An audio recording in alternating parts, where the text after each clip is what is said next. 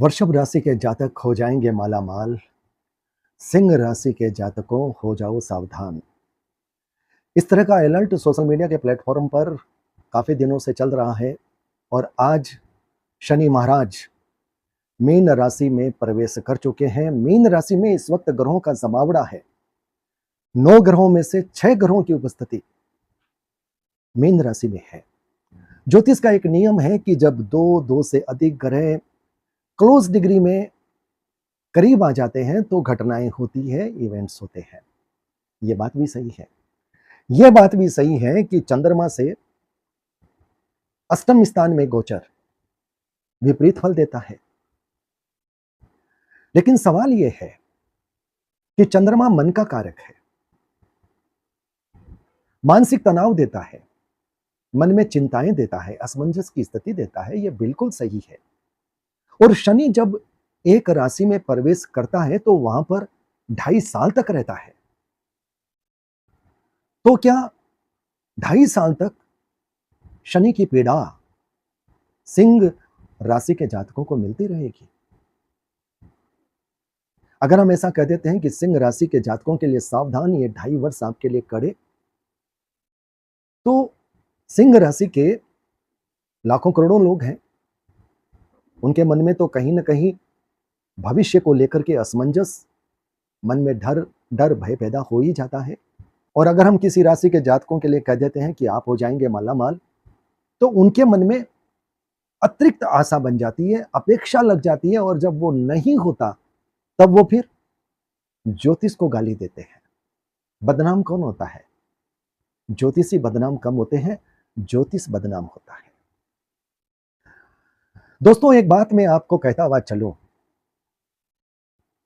कि सिंह राशि और उसमें जिनका सिंह लगन है, शनि महाराज 2.5 वर्ष तक मीन राशि में गोचर करेंगे।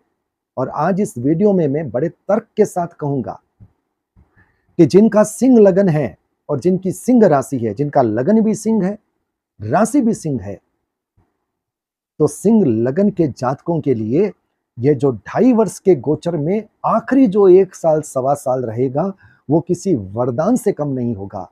अकल्पित पैसा उनके पास आएगा और ऐसा पैसा उनके पास आएगा जिसकी उन्होंने कल्पना नहीं की होगी।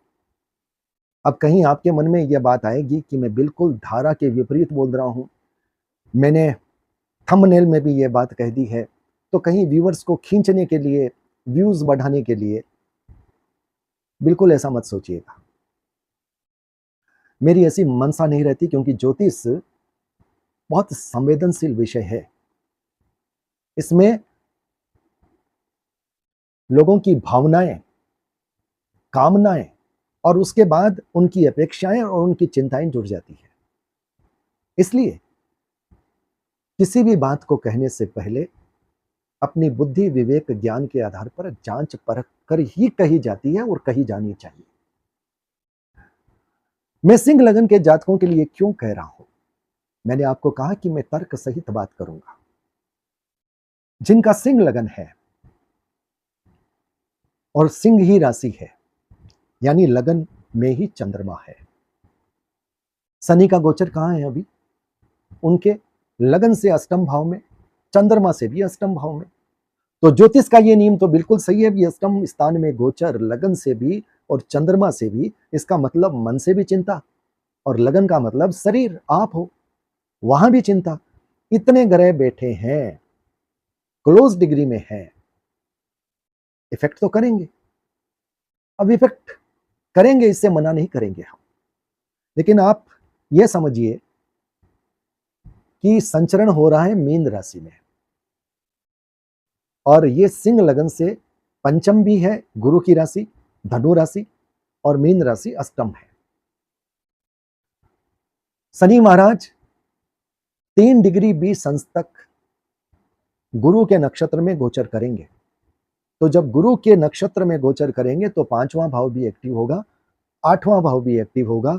और अभी गुरु महाराज सिंह लगन के जातकों के लिए 10वें भाव में चल रहे हैं, तो 5, 8, 10 ये 3 भाव एक्टिव होंगे। चूंकि लगन में ही चंद्रमा है तो मन भी प्रभावित होगा और शरीर भी प्रभावित होगा। पंचम भाव किसका है? पंचम भाव संतान का है। पंचम से दसम यानी संतान से छठा भाव, पंचम से अष्टम संतान से चौथा भाव, और अष्टम स्थान को लगन के लिए हम बहुत अच्छा नहीं मानते, और दसम से पंचम यानी कर्म क्षेत्र का अष्टम भाव। तो कर्म क्षेत्र में बाधा, व्यवधान, और अगर कहीं शेयर मार्केट, कहीं सट्टेबाजी जैसी बात चल रही है तो वहां पर नुकसान। ये तकरीबन जब तक शनि महाराज गुरु ग्रह के नक्षत्र में गोचर करेंगे तब तक ये फल मिलेंगे।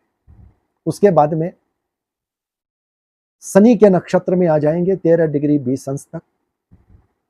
तो सिंह लगन के जातकों के लिए शनि मतलब छठा भाव एक्टिव, सातवां भाव एक्टिव, सातवें से 12वां यानी लाइफ पार्टनर के लिए थोड़ा अच्छा नहीं है।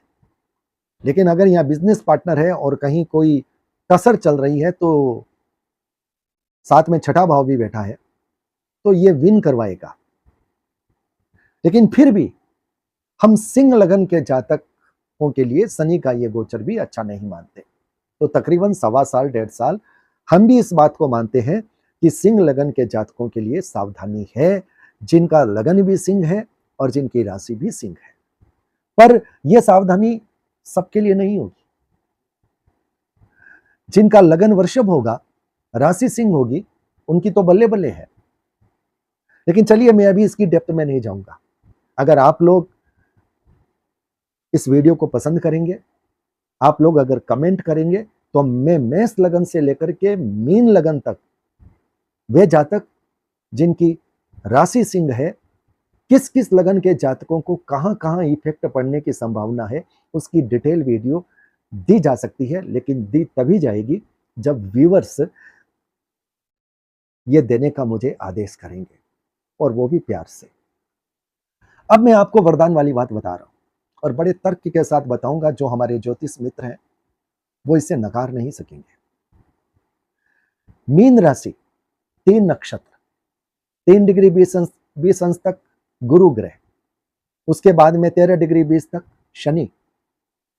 अब बारी आएगी बुध की, और सिंह लगन के जातकों के लिए बुध दूसरे भाव का मालिक है और 11वें भाव का मालिक है। दूसरा भाव है बैंक बैलेंस, कुटुंब, धन। 11वां भाव है आय के स्रोत, अलग अलग तरीकों से आय आएगी। तो जिस कुंडली में दूसरा और 11वां भाव एक्टिव हो जाता है वहां पर अकल्पित धन आता है, अचानक धन आता है, थोड़े से प्रयास से धन आता है। बल्कि मैं ये कहूं कि ये जो 1.5 पौने 2 साल का जो प्रयास रहेगा, यहां पर उनको धन नहीं मिलेगा, लेकिन उस वक्त इस मेहनत का भी पूरा फल वहां पर मिल जाएगा। दोस्तों के माध्यम से धन मिलेगा, बड़े भाई से धन मिलेगा, बहुत ऐसे सुयोग, ऐसे संयोग बन जाएंगे जहां पर धन के रास्ते खुल जाएंगे। मेरे कहने का मतलब यह है कि पूरा 2.5 का 2.5 साल एक जैसा किसी भी राशि के जातकों के साथ नहीं रहेगा, क्योंकि जब जब नक्षत्र परिवर्तन होगा उनके अलग अलग घर एक्टिव होंगे, और उसमें शुरुआत में गुरु ग्रह एक्टिव होगा, बाद में शनि एक्टिव होगा, बाद में बुध एक्टिव होगा। आपकी जन्म कुंडली में गुरु शनि बुध की स्थिति कैसी है और उनकी राशियां कहां कहां पड़ी है, इफेक्ट तो साहब वहां से मिलेगा। एक बात और, ज्योतिष में ट्रांजिट का महत्व है, क्योंकि ट्रांजिट के पास फलों की पोटली होती है, लेकिन ट्रांजिट भी अपनी पोटली लिए तब तक खड़े रहता है जब तक सुप्रीम पावर, प्रोग्रेशन के प्लेनेट हां नहीं कह देते। अब आप ये पूछेंगे प्रोग्रेशन कौन सी बला आ गई? यही सबसे बड़ी सुप्रीम पावर है, और जिसकी बात सोशल मीडिया में सबसे कम की जाती है। जिसके पास सबसे अधिक पावर है, जिसके आदेश पर ट्रांजिट को काम करना पड़ेगा, उसकी बात हम नहीं करते। मैं आपको बहुत सहजता से समझाने की कोशिश करता हूं। जिस वक्त आपका जन्म होता है उस वक्त आपके जन्मांक चक्र के ग्रह किसी न किसी राशि में होते हैं, किसी न किसी डिग्री में होते हैं। वो जो ग्रह हैं वो जिस डिग्री में भी हैं, वो वहीं नहीं बैठे, वो लगातार चल रहे हैं। और ये जो ट्रांजिट है, ये पूरे ब्रह्मांड का ट्रांजिट है। लेकिन आपके ग्रह जिस वक्त आपका जन्म हुआ था, उनका जो ट्रांजिट है, उस डिग्री के आधार पर, जिस डिग्री में उस वक्त वो थे, वो आज के दिन कहां है, उसे कहते हैं प्रोग्रेशन। अगर हमने उनको पकड़ लिया, एक तरफ हमारी जन्म कुंडली बनी, एक तरफ हमारी ट्रांजिट कुंडली बनी, और एक तरफ हमारी प्रोग्रेशन कुंडली बनी। अब आप ये समझिए कि ट्रांजिट कुंडली कह रही है कि आपका समय खराब है, तो आपको देखना पड़ेगा प्रोग्रेशन कुंडली, क्योंकि अगर उसने हां कह दी तो फिर समझ लीजिए वो समय खराब ही है। लेकिन अगर उसके ग्रह अच्छे बता रहे हैं, तो इसका मतलब ट्रांजिट बोल तो सही रहा है, लेकिन ट्रांजिट कर नहीं पाएगा, क्योंकि असली ताकत, असली चाबी प्रोग्रेशन के पास है। आपकी जन्म कुंडली का अधिकार, आपकी जन्म कुंडली का राइट, फल देने का असली राइट आपके प्रोग्रेशन के प्लेनेट का है। इसलिए ट्रांजिट महत्वपूर्ण है। महत्वपूर्ण कब होता है? जब दोनों, यानी ट्रांजिट और प्रोग्रेशन दोनों एक बात कह देते हैं, उस वक्त ट्रांजिट पर भी मोहर लग जाती है, क्योंकि उस वक्त वो घटना, वो ट्रांजिट करने में सफल होता है। तो दोस्तों, कहने का मतलब, सिर्फ ट्रांजिट को देखकर मत घबराइए। ट्रांजिट से ऊपर भी सुप्रीम पावर होती है, जिसे कहते हैं प्रोग्रेशन।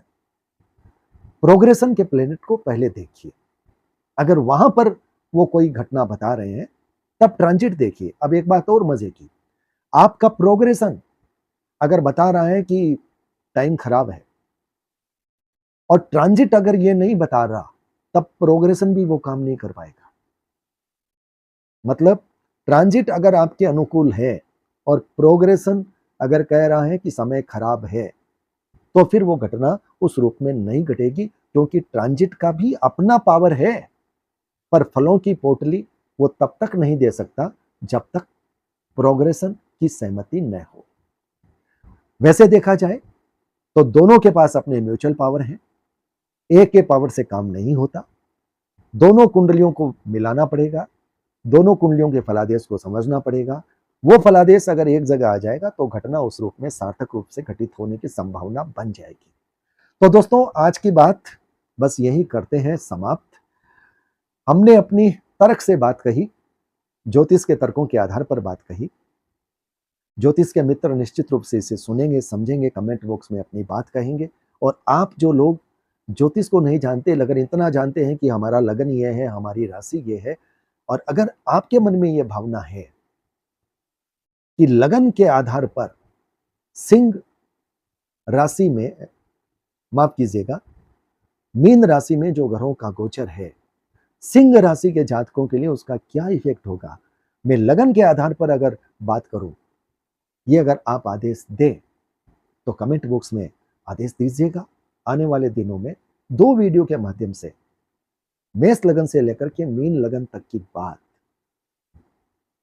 नक्षत्र के आधार पर आपके सामने रखने की कोशिश की जाएगी। बहुत बहुत आभार, नमस्कार।